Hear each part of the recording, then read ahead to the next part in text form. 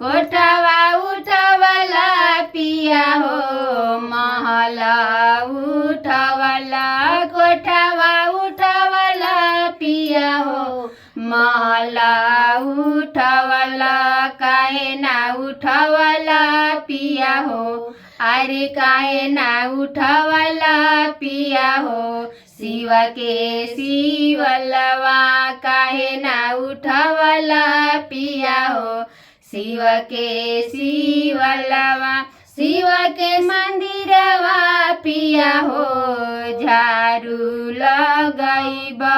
गुरु के मंदिरवा पिया हो करब पूजनवा काहे ना बनवला पिया हो काहे ना बनवला पिया हो शिव के शिवलवा काहे ना बनवला पिया हो भोला के मंदिरवा कोठवा बनवला पिया हो महला बनवला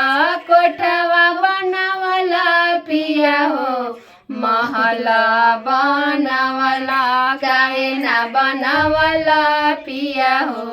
अरे काहे ना बनवला पिया हो शिव के मंदिरवा काहे ना बनवला पिया हो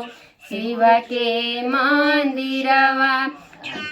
घोषण करवला पिया हो आसन लगवला घोषण करवला पिया हो आसन लगवला काहे ना करवला पिया हो काहे ना करवला पिया हो गुरु के चरचवा काहे ना करवला पिया हो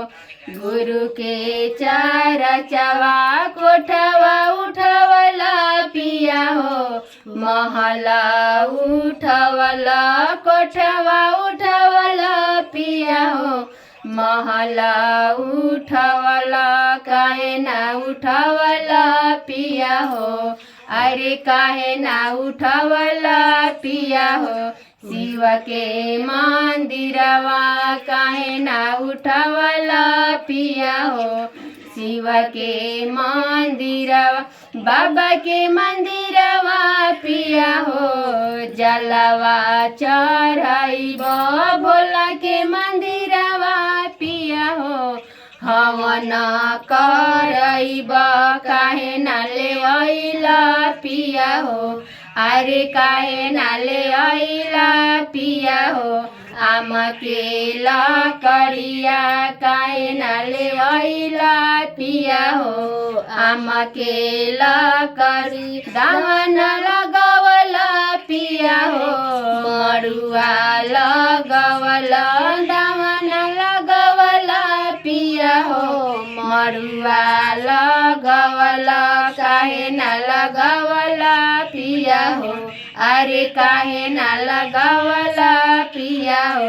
भंगिया धतुरवा काहे ना लगवला पिया हो शिव के चरचवा काहे ना उठवला पिया हो शिव के मंदिरवा काहे ना बनवला पिया हो भोला के मंदिरवा